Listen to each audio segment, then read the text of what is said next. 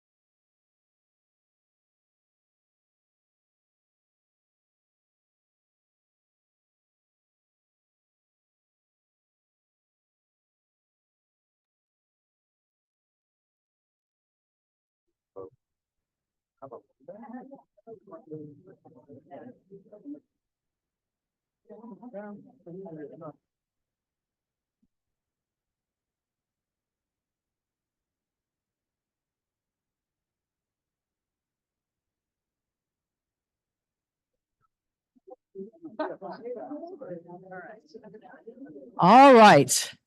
I think we are ready to get going, everybody. Thank you for being here today on Red's opening day. That's why I'm wearing my red jacket. It's the only day I wear it. So, and I almost forgot because I was thinking, like, what am I going to wear? You know? So thank you for being here on a big day in Cincinnati. You could be other places, but this is more important, I'm sure, than the Reds. So thank you for that. Thanks to all the people watching online who might also watch the parade on their TV. I don't know. That's fine. I hope you're enjoying that. I want to thank really quick some of our staff. Corey is our tech guy back there. Corey Orlano, he loves to do this stuff, I know, but he likes to be in the background, but I'm going to say thank you to him anyway. So you know to thank Corey. And Debbie Cook actually just snuck in back there. Debbie is the one who's doing all the RSVPs and ordering your lunch. So thank her for sure, because she makes sure we have a great lunch from our caterer.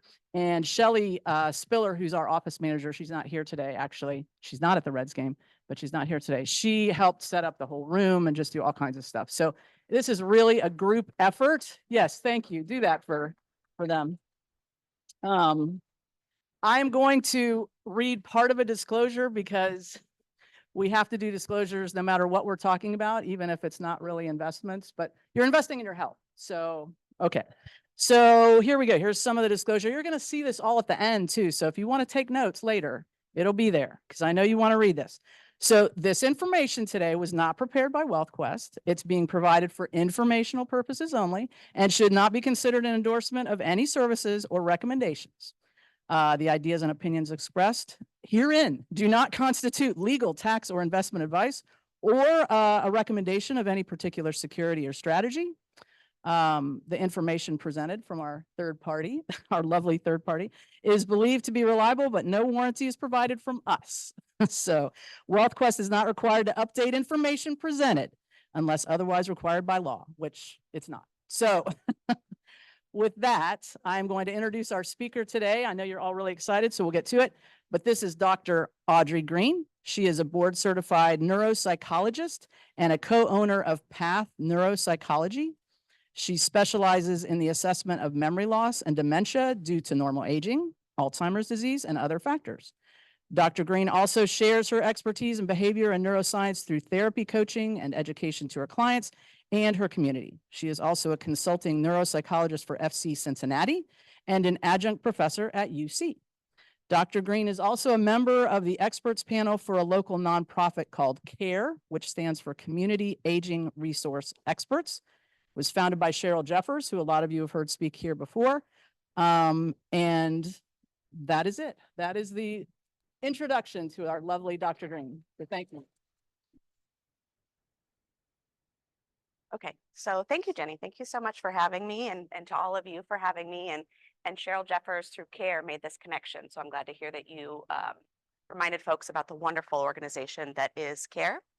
So I'm here today, as we know, to chat about how we can support our brain health and our cognitive abilities as we're aging. Let's jump in.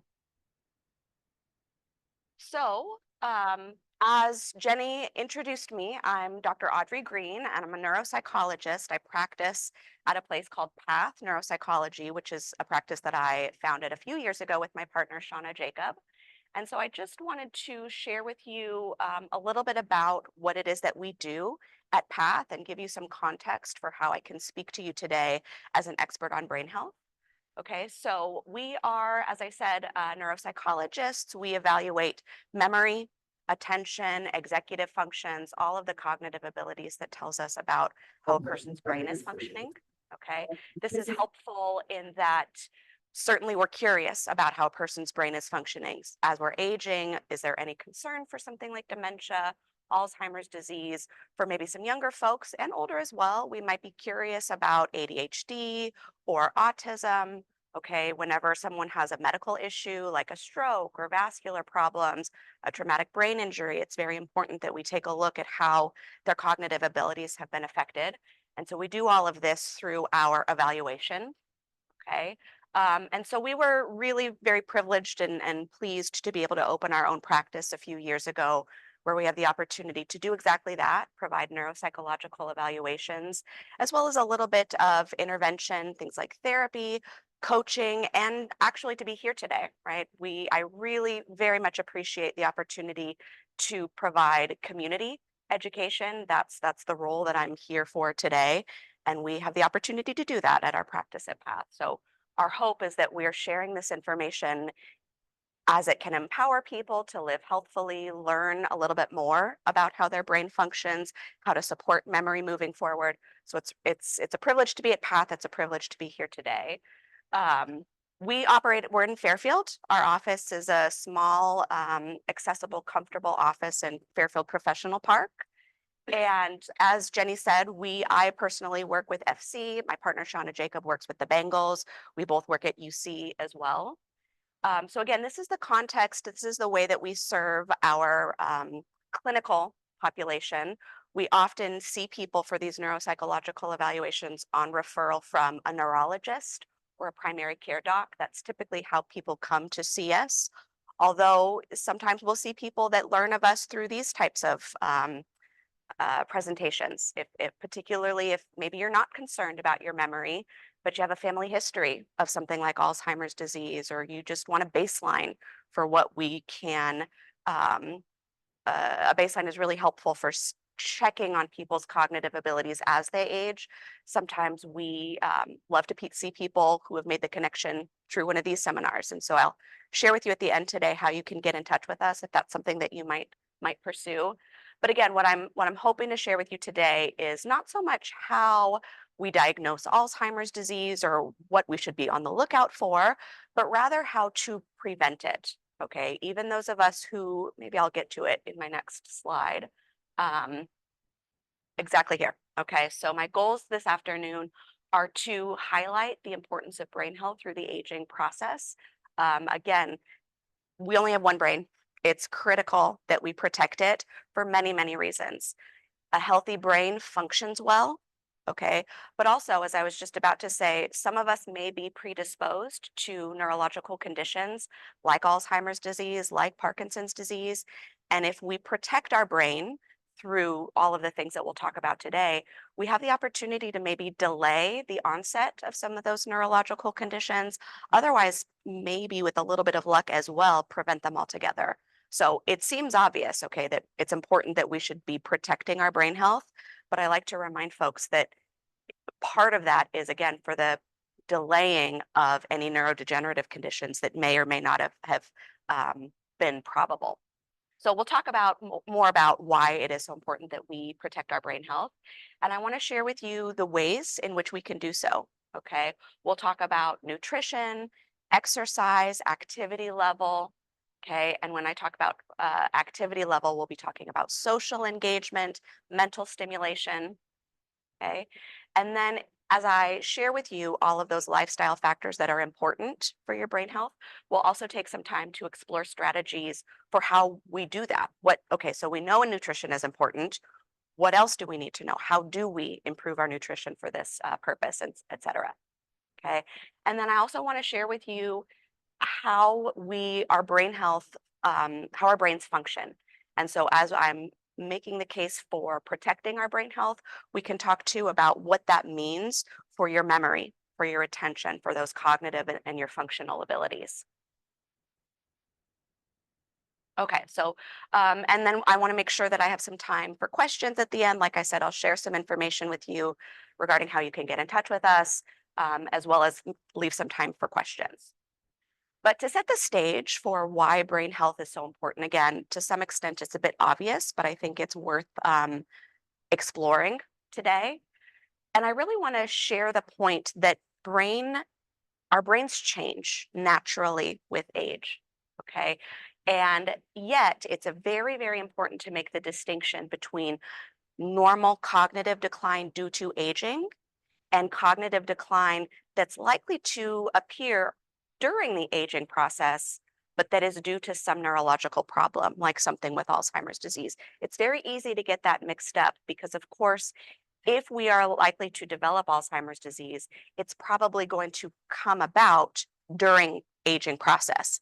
But that does not mean that it is inevitable. Okay. Just because the classic memory problems, walking into a room, forget why we walked into there, searching for a name that we know, it comes to us 3 hours later. That may be very, very, and it is very, very typical, very characteristic of normal aging. And our job, again, clinically, is to make a distinction between a person's normal aging or maybe a sign of neurological problems. But the point is that it is not inevitable. And so it's really important that we protect our brains, given that developing Alzheimer's disease or some other basis of cognitive decline is not inevitable. Okay. And so our healthy lifestyle choices, the thing that we'll talk about today, the things that we will talk about today, again, the word that I keep using already is protect. These healthy lifestyle choices will protect our cognitive abilities via our brain health, as well as augment our cognitive abilities. We're sharper when we're eating well. Okay. Our memories are functioning better when we're active. And so we'll talk about why that is, and again, how important it is to be active and to eat well.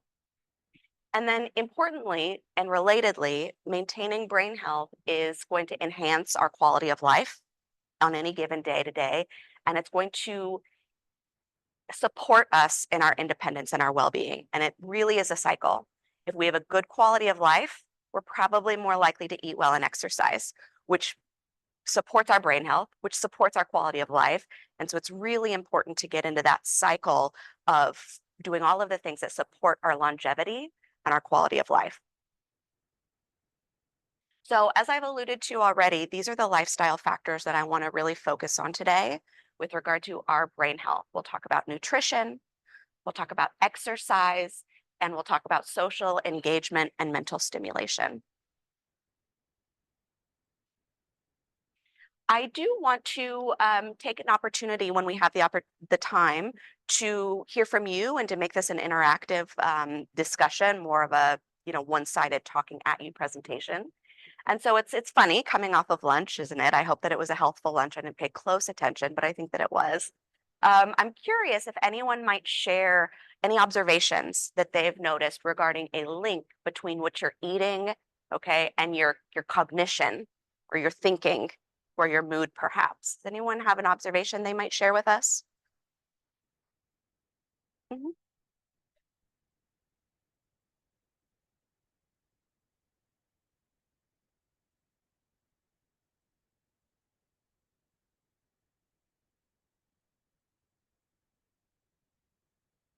Mm,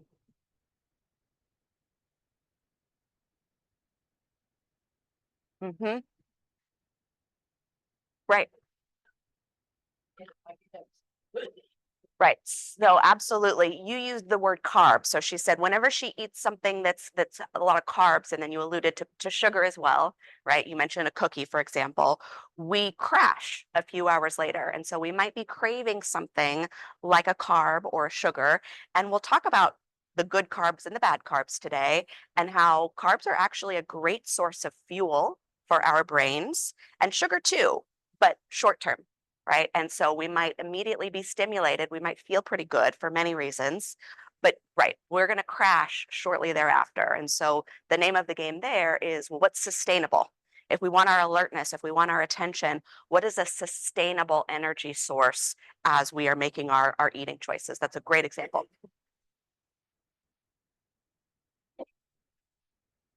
The sluggishness could last a couple of days.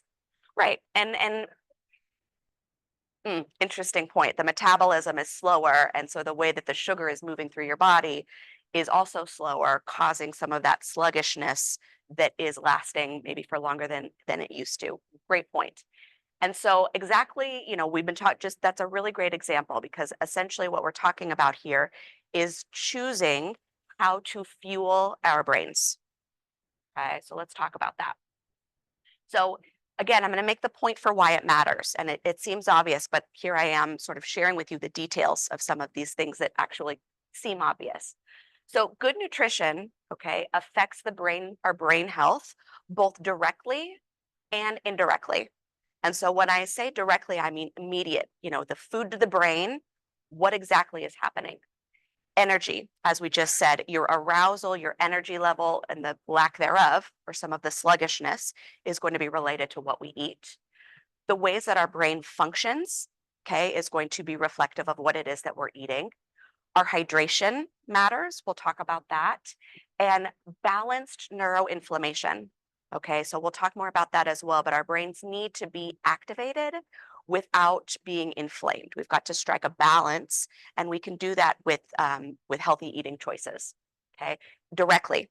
And then indirectly, and maybe long term as well, we can think about cardiovascular or cerebrovascular function, right? So a good rule of thumb is what's good for the heart is good for the brain. If we're eating a lot of foods that is clogging up our arteries, many of us think about heart health. We should be thinking about brain health as well, because our brains are our biggest user of oxygen. Okay. And how do we get oxygen to the brain? Well, blood flow, right? So we need good blood flow to the brain in order to support its function. And so when our cerebrovascular health is compromised because of some of the eating choices that we're making, it's compromising our brain function as well long term. Okay. And then vitamin levels as well. Maybe you knew this, maybe you didn't. Vitamin deficiency, particularly of those B vitamins, okay, can result in some diminished brain function. And so, really paying close attention to the vitamin levels of our food will be important for long term brain health.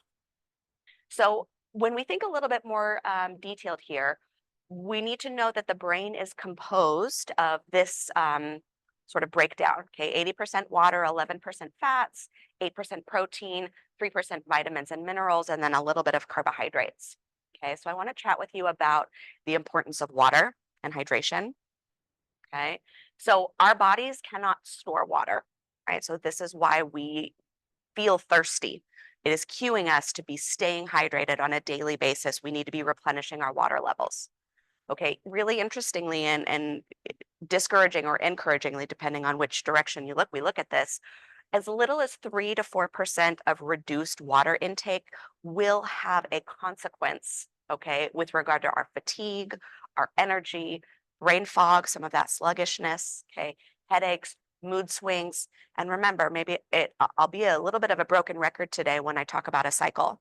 Obviously, that's problematic in and of itself. Reduced energy, brain fog, that's not a great way to live. That's not a great way to focus.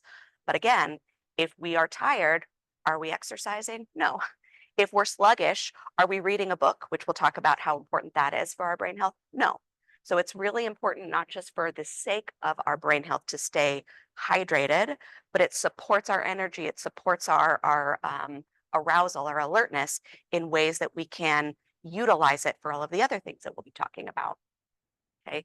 There's some really interesting research that shows that water boosts brain performance. Staying adequately hydrated is immediately consequential in terms of our clarity of thinking.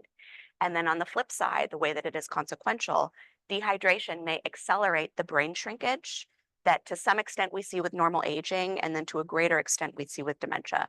So being chronically dehydrated may hasten a neurodegenerative process that some of us might be predisposed to. And so when we think, if I've made the case for the importance of staying hydrated, let's talk about how we do that. Okay. This one truly is obvious: water, right? Drinking enough water is what's going to be the most important thing. Most people I'm not telling you anything you don't already know, right? You've heard this millions of times. 8 ounce glasses of water a day is pretty typical for what most of us need in order to stay hydrated to serve the purposes that we just did. Okay. What counts? Most of our bottled water, much of our tap water. Okay. Food to some extent, right? Our good healthy fruits and vegetables are a good source of water. We have to think about caffeine, coffee, tea as being kind of a ding against our hydration because it's a diuretic. So we have to maybe increase our water if we drink too much coffee throughout the day. So again, I don't expect this as any breaking information. What I hope is that this is reminding you, maybe mobilizing you to drink more water today, tomorrow, and the next day. Well, as long as it's not too sugary, right? I think, and as well, carbonated water doesn't seem to be giving us the same pack for our punch as typical water does. So I think flavored water, and it's all about balance. That's the other thing that I'll say a billion times today. If you're really having a hard time drinking enough water, adding a couple of drops of flavor or drinking something like a low sugar lemonade is better than nothing. If it's gonna, whatever supports us in staying hydrated, we do have to consider that trade-off. But unfortunately, with the carbonated water craze, it doesn't seem to be doing quite as much as we'd like in terms of its hydration. Good plain non-carbonated water tends to be better. And then of course our brains are made up of fats. Okay, and so it's important that we think about how we're eating, the choices that we're making around fats. Okay, and again, one of the words I'll use many times today is balance. Okay, so omega fats are directly consumed by the brain, and they serve a great purpose for they're pro-inflammatory. Again, a little inflammation of the brain is good. It activates it. Okay, we need it because if our brain is under activated, it's not able to fight off disease, or our bodies in general as well. Our immune systems aren't working as well. So we need a little bit of those omega-6 fats for the purpose of pro-inflammation. Okay, but we balance it, right? Because inflammation, maybe most of us think of that word as actually problematic. Too much inflammation certainly is not going to support our brain function. So finding the right balance of omega-6, okay, attending as well to our omega-3s, our anti-inflammatory, okay, and then we'll talk about some sources of these on the next slide. And then again, nothing that you don't already know with regard to minimizing saturated fats and trans fats. Remember when we talked about the link between heart health and brain health? We need blood supply to the brain. Anything that's going to compromise that blood supply, which is to say our clogged arteries with too much saturated fats, is going to be problematically consequential for the brain. Okay. I like to remind people, I hope you know this, I expect you do, there is no magic bullet as we're talking about brain health. If it sounds too good to be true, it probably is, right? So maybe you've heard over the years, oh, blueberries are it. Eat enough blueberries, you're fine, you're great, right? It doesn't work that way. And yet, what I like to comment on at this stage is that if there was something that was really, really, if I had my choice of the best that we could do, it would probably be salmon. And maybe you've heard that before. Okay, salmon is an excellent source of protein, which we'll talk about, but a really great source of the omega-6 proteins. Farm-raised salmon as opposed to factory-raised. Yeah, I don't know the details. The question being farm-raised versus factory-raised salmon.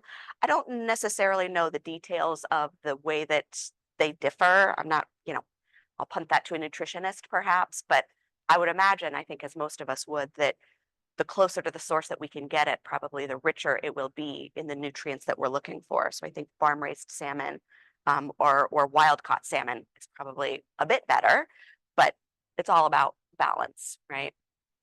So omega-6, a great source of that would be salmon. But nuts and eggs, nuts and seeds are going to be another thing that we see repeatedly on some of these slides in terms of the sources of other good nutrients. Eggs, tofu, and then we think about omega-3, where are we getting that? Shrimp and fish, other oysters, okay, also seeds, flax, Brussels sprouts, kidney beans. And then what are the source of those trans-saturated, I'm saying. Oh yeah, that was said correctly. I was about to say sans and saturated. Saturated and trans fats, you know exactly where we find them. It's in all the foods that we would like to eat if we had our choice, right? Our bacon, our chips, our processed foods. Okay. Protein is also very critical for our brain health. Okay, it provides amino acids, which make up our neurotransmitters. That's the building block of how our brain functions. Okay, we're gonna I'm gonna pick up my pace here a bit. Some of the common sources of protein, again, animal sources of protein like salmon would count. Okay, dairy, eggs, nuts, and seeds. Okay, are also a good source of protein. Carbohydrates.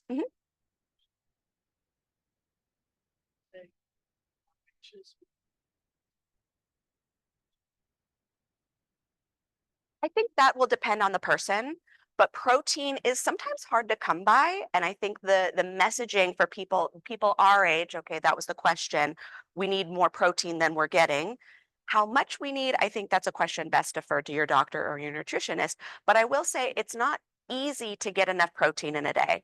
And it really supports not only our brain health, but our body's health. And remember the case I made earlier, we need a good, healthy body in order to exercise, which is so important as we'll get to. We need a good, healthy, strong body in order to go to social engagements, okay, in order to do all of the things that we need to for our brain health. And so fueling not only our brains with protein, but our muscles and our bodies with protein is so important. And I think the messaging is that many people aren't getting enough protein.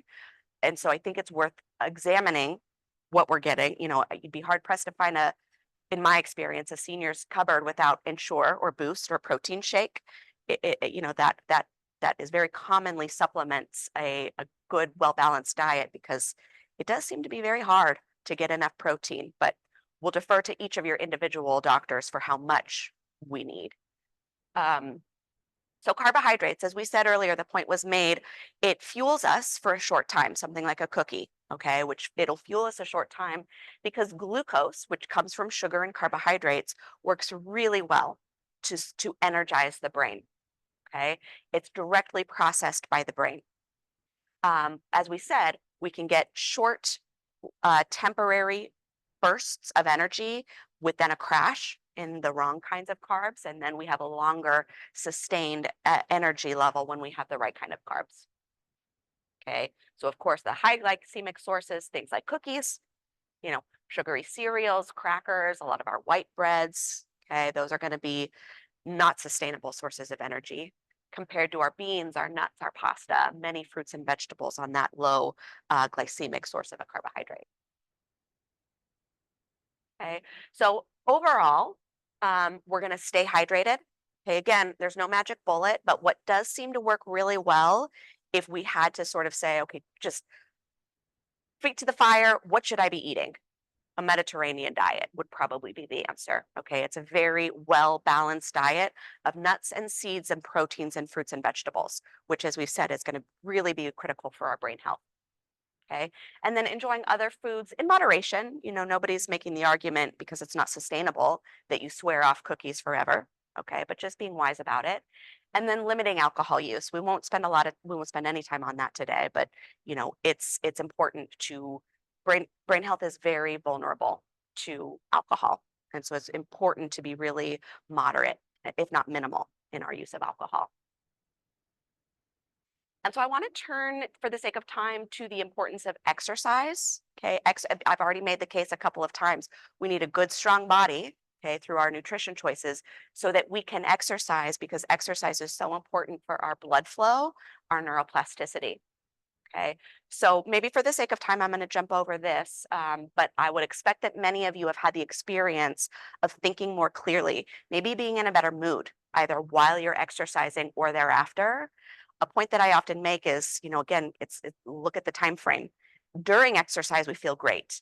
Before, many of us drag our feet, right? It's really hard to motivate to do something good, which is so paradoxical, because most of us feel great when we're walking or when we're exercising. And so something just to be aware of is it's very common that we struggle to motivate ourselves, but really enjoy the process when we're in it.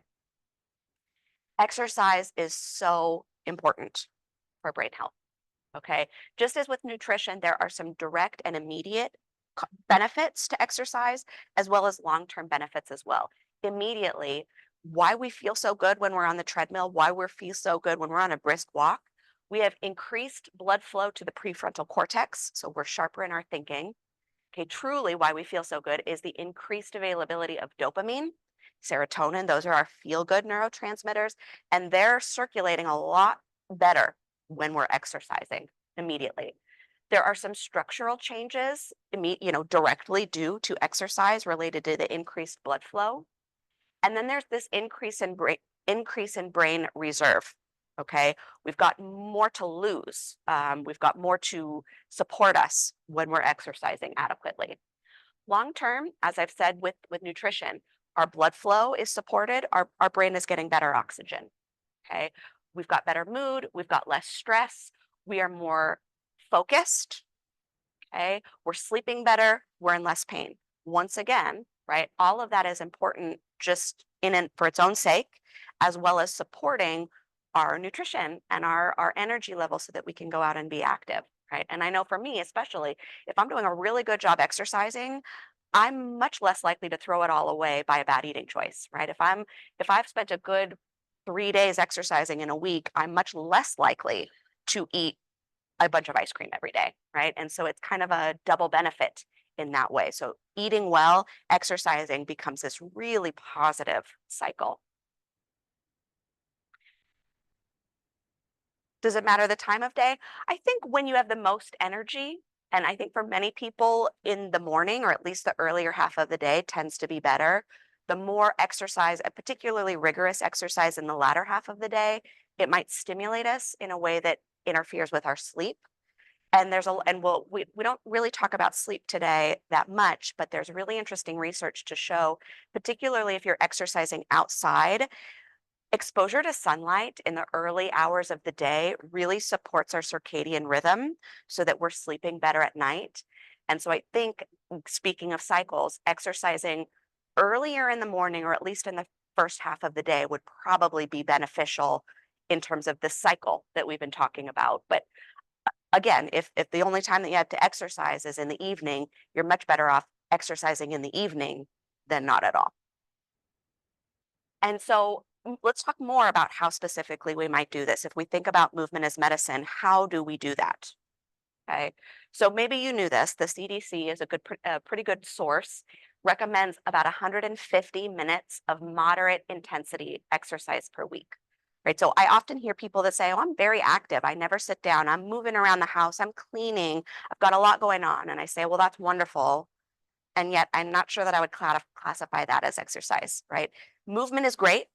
Okay, but often we really want to get our heart rate up. When we're talking about moderate intensity exercise, we're usually talking about aerobic exercise that gets our heart rate pumping, gets our heart rate going, it gets the blood flowing. And as we said, that's what does it, right? So exercise, what we're talking about here is oftentimes aerobic exercise on a regular basis throughout the week.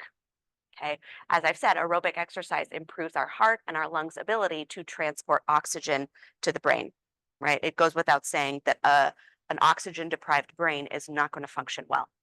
Okay, but an oxygen rich brain through blood supply, okay, through exercise is going to be functioning really well. There's also been a lot of really interesting research to show that strength training and yoga and tai chi, in addition to, okay, not in place of, but in addition to that aerobic exercise, also has a great benefit for cognitive functioning. And there are many reasons why that might be the case. The thing that I like to think about, of course, you won't be surprised to hear me say, is that cycle. Okay. One of the reasons why I recommend strength training for older adults is because it strengthens our bodies. If we're moving about this world in a strong body, we are much more able to live longer. Okay. And to be able to you can't do an aerobic exercise if you're weak, right? And so that strength training, that strengthening of your body supports you in your aerobic exercise. It supports you in going out and doing the types of activities that you want to do, which we'll talk about next. So a strong body through weight training will really support you in making all of the other lifestyle choices for a good, healthy brain. And then there just seems to be something inherently special about it as well in terms of our cognitive abilities. Okay, we are thinking more clearly, our memory, and it's hard to disentangle some of these things truly, but the research seems to show that our memories are better when we are doing these types of exercises in addition to aerobic exercise. Okay. The thing that I like to comment on with regard to strength training is there's a cognitive component. We'll talk about mental stimulation in the slides to come, but not only are we strengthening our bodies with weight training, sometimes we're thinking about it. It takes some cognitive effort to think, okay, I'm counting, I'm following reps, I'm doing all of this. That is engaging of our mind. It's also very relaxing. Sometimes it can be a very zen activity when we're focusing our mind on something where we're really putting a lot of effort into it. If I'm counting reps, I'm not distracted by thinking about the things that's stressing me out on any given day. And so that relaxation, that counting, that cognitive stimulation might be one of the things that is supporting our cognitive ability in addition to all of the physical health benefits that we get from exercise. And the other thing that's really interesting to see is that research shows that even after just 6 months of regular exercise, there is appreciable changes in the brain, okay, both structurally and functionally. And so 6 months is not that long, right? How often do we say, oh, the time is just flying by? It is. 6 months is not that long. And so to take an opportunity to make some changes if you're not already engaged in a pretty good regular physical activity regimen, the time is now to start that because all is not lost if we're not doing it already, right? We can get some real benefit pretty soon with a good regimen. So we're moving at a fair pace now as I've caught up. We'll talk more about like I said, I've got an opportunity to get questions from everyone later. But any questions with regard to exercise at this stage? Mhm.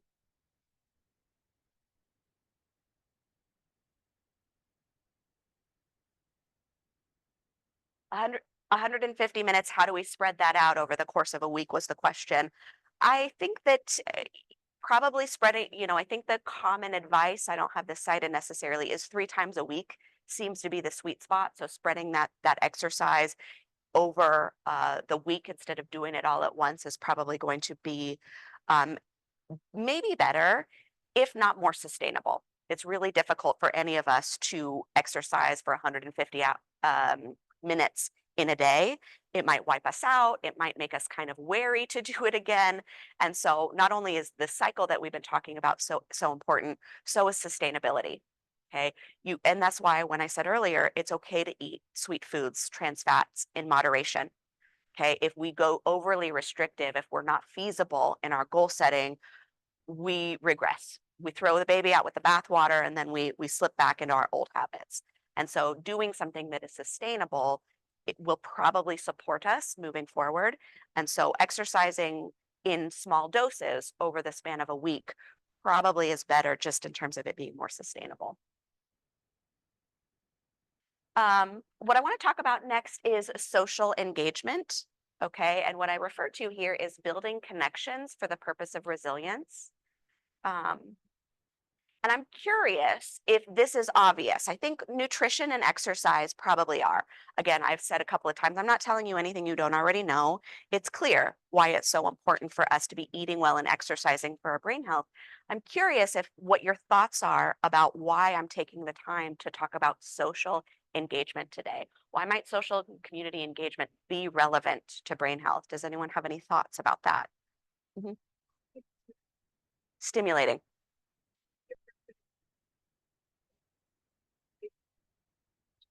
Exactly.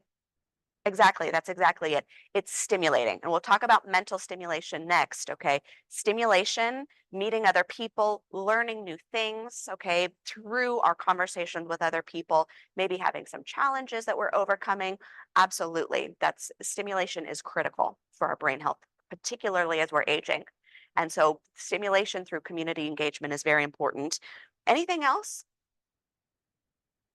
Mhm. Get you out of your rut.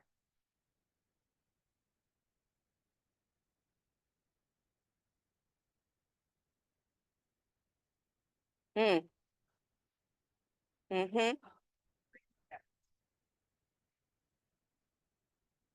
Energized. Hmm. Absolutely, absolutely. It gets us moving. Maybe it keeps us accountable. If we are talking with other people about healthy choices, maybe we might be more likely to follow up with those healthy choices than if we were to live in a vacuum, sort of left to our own devices and our own struggles.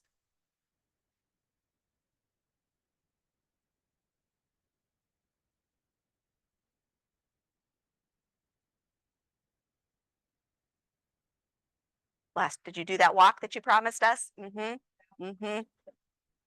Mm-hmm. Mm, mm-hmm. Yeah, absolutely. We get accountability from our friends, from our loved ones, which is very important because, as I made the case earlier, we are not inherently, I mean, most of us, many of us, maybe I'm just speaking for myself, but it's not easy to motivate for healthy behaviors. It's all too easy to sit around and watch TV and eat junk food. That is just such an easy trap to fall into. And so, particularly maybe when we live alone. And so having the accountability from other people might be one of the functions of the importance of social engagement. Absolutely. Let's see if you've made my points for me already. I think the one that we've missed so far is the reduction of stress. Okay, the importance of community as a function for supporting each other and feeling good and supported and less stressed.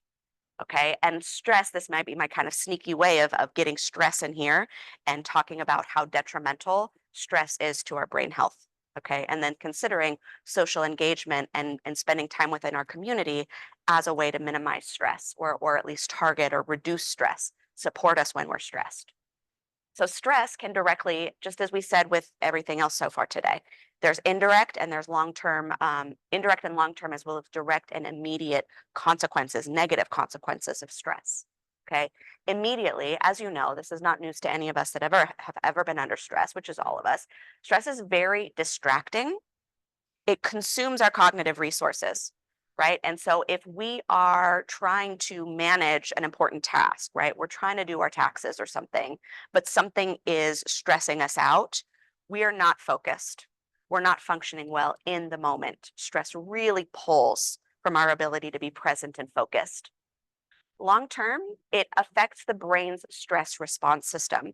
Okay, I expect you've heard this before. Too much cortisol in the brain damages certain structures of the brain that are very important for our emotional regulation, especially, as well as our cognitive abilities. And so, long term stress is consequential in a negative way for the brain. Okay, also headache, right? When we're stressed, when we're tense, we might be in pain. We probably are not sleeping well. Okay, we might have some neurological symptoms, something like brain fog. Okay, it might very often in my clinical practice when people are coming to me saying, I'm sure that I've got all, and not to minimize that sometimes people do, but oh, I'm sure I have Alzheimer's disease. I've never been more forgetful in my life. I'm very, very terrified that you're going to tell me I have Alzheimer's disease.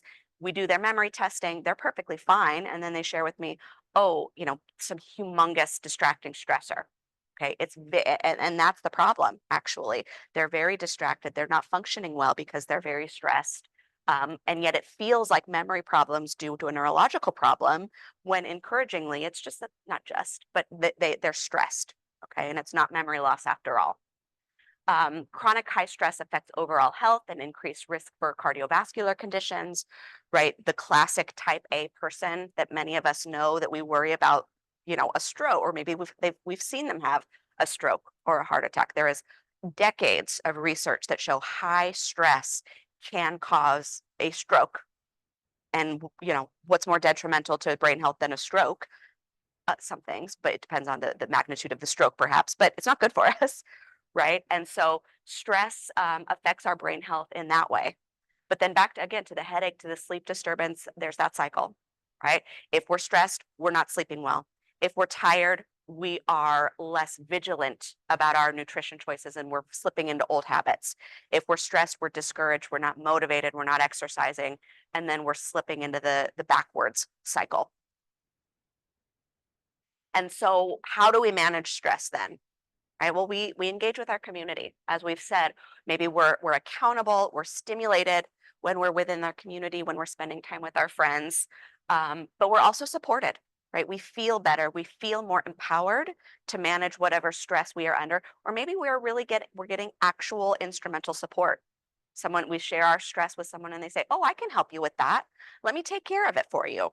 Right? Or even just emotional support, moral support can be really helpful in empowering us the ability to not slip back into that bad cycle or manage stress in some way. And so how do we do that? Right? Well, we join clubs, we join organization groups, we go, right? We resist the temptation to say, "Oh, I really don't feel like going this afternoon." We go, right? We join these clubs and we go to the meetings. Volunteering is an exceptional way to be engaged in the community.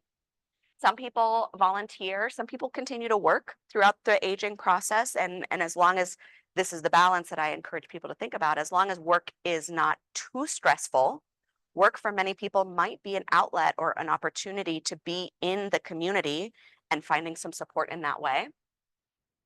And then staying in touch with our friends and family. Often, as we've said, friends already today are a really exceptional source of emotional support for the reduction of stress. And then we've talked about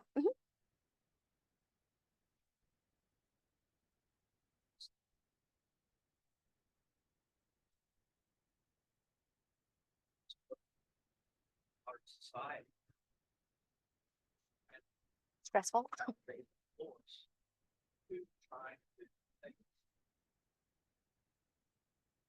sense of Mm, sense of being a friend, mhm, volunteering, so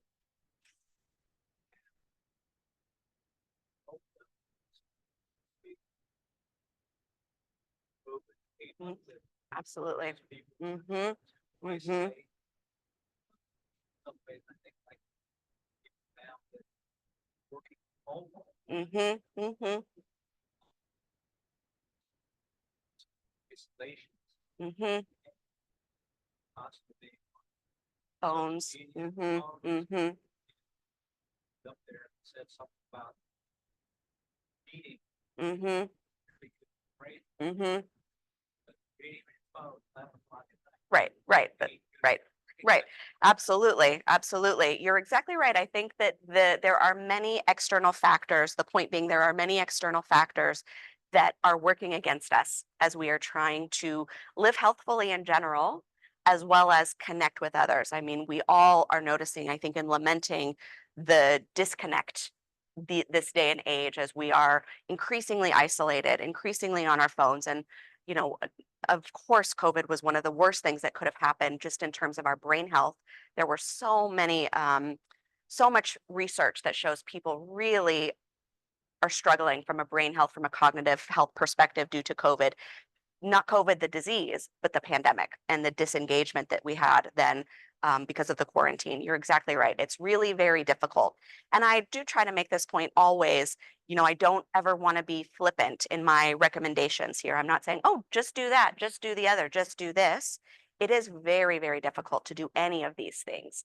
And my message is the stakes are pretty high, I think. And this is why I like to come share this presentation, because once again, I'm not telling you anything that you don't already know, but most of us need a good reminder at some point or another. Most of us need to be mobilized. Some of us might need some nudge in the right direction or some strategies that we can talk about, because it is so important and so difficult. You're exactly right. It's not easy to make any of these, to enact any of these changes, but my point today is that it's pretty important to do so anyway.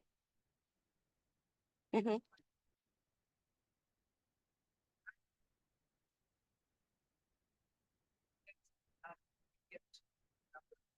A number of gifts here in Cincinnati.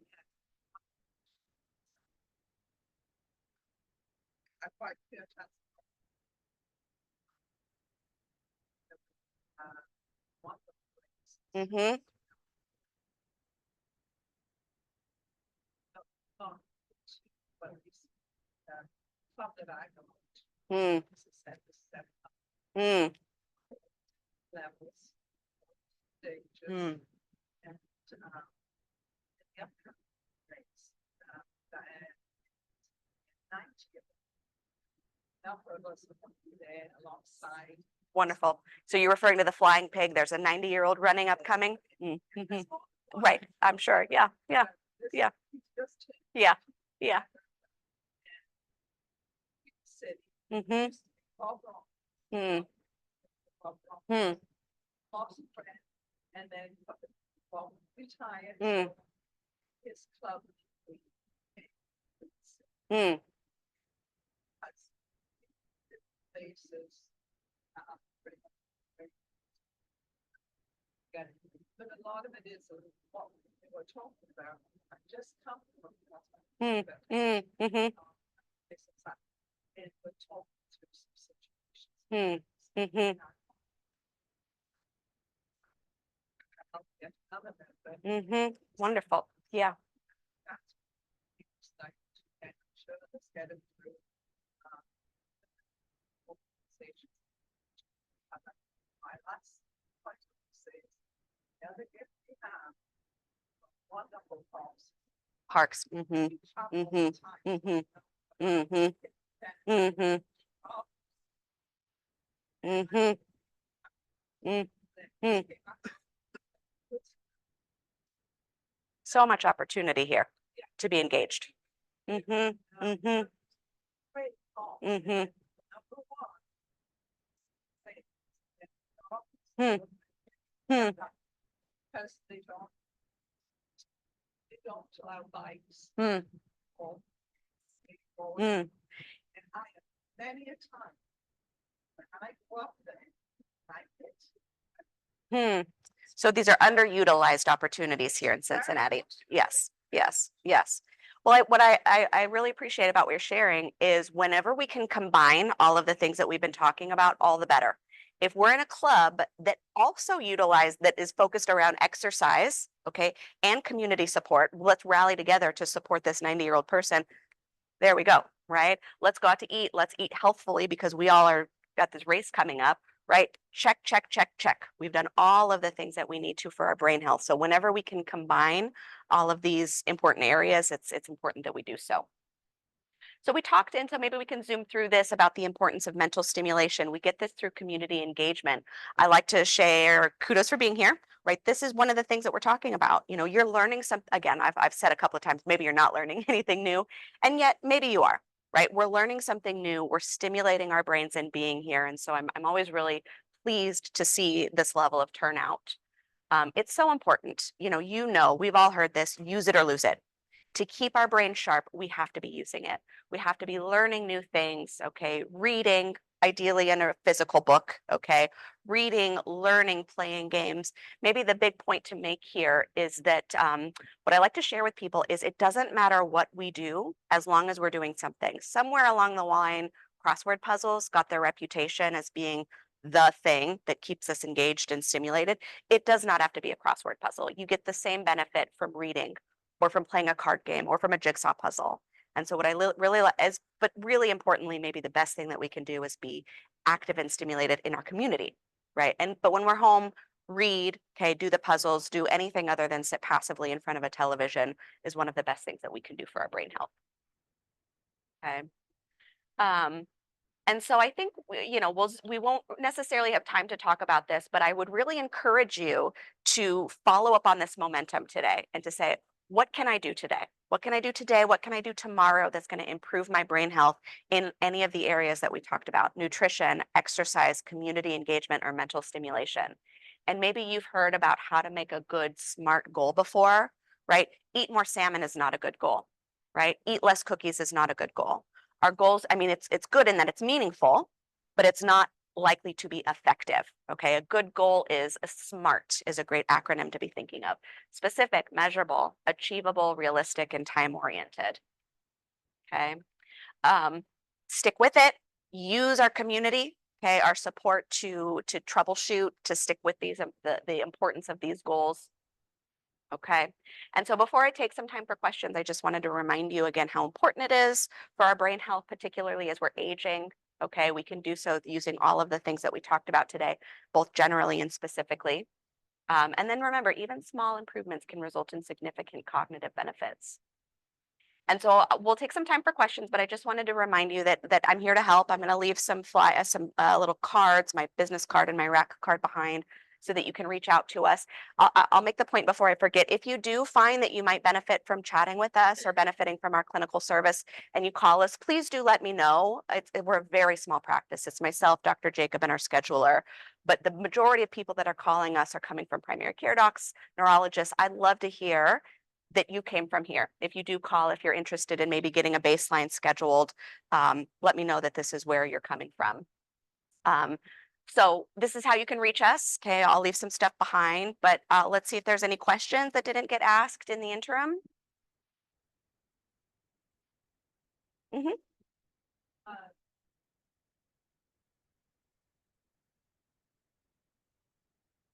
The effect of anesthesia on the brain. I think that most, I think the party line, most anesthesiologists would say that there isn't one.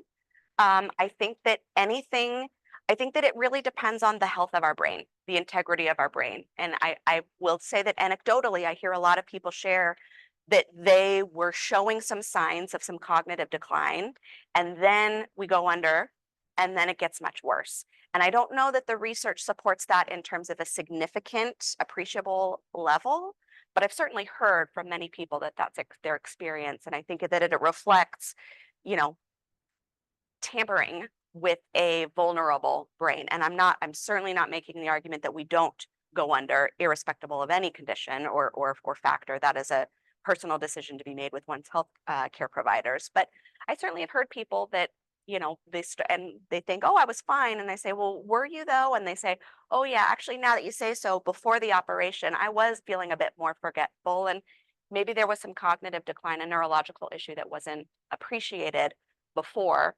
that maybe was affected. But I don't know that the research supports that at a significant level. A fog. The anesthesiologist, he said, no, you're fine. Oh, the surgeon. You never saw them again. Yeah. But the surgeon assured you that there's no long-term effects of anesthesia. Yeah.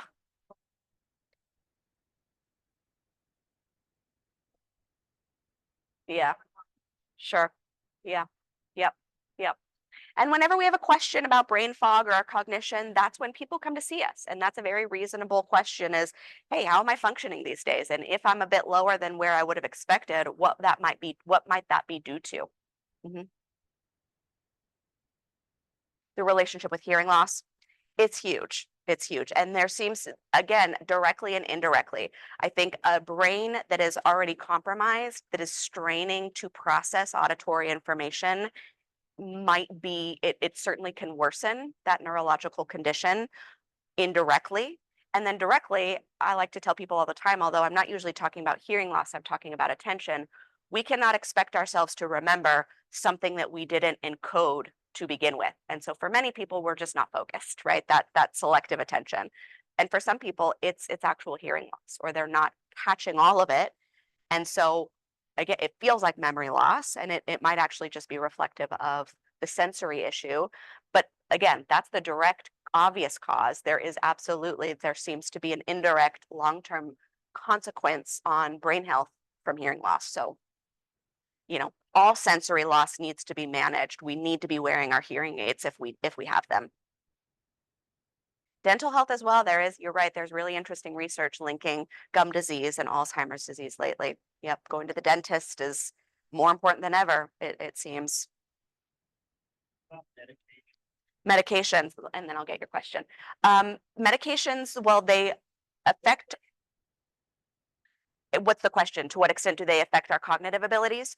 Usually it's a cumulative effect. The more of medications that we're on that affect our cognition, then we start to see an effect. A couple of, atorvastatin here and a Lipitor is not likely on its own to affect cognitive abilities. Of course, the bigger, certain medications on their own would affect it, like our pain meds, some of our mood stabilizers, or our anxiety, our sedatives, obviously. Particularly though on older adults, we metabolize medications differently as we age. But I'm usually, again, when it comes to a trade-off, we always have to consult our doctors. But if we need Lipitor to manage our cerebrovascular health for our brain health, the possible trade-off that we're a little bit foggier may be it's a trade-off to consider at the very least. But usually it's a cumulative effect of many medications that affect our brain health or our cognitive abilities. Sleep.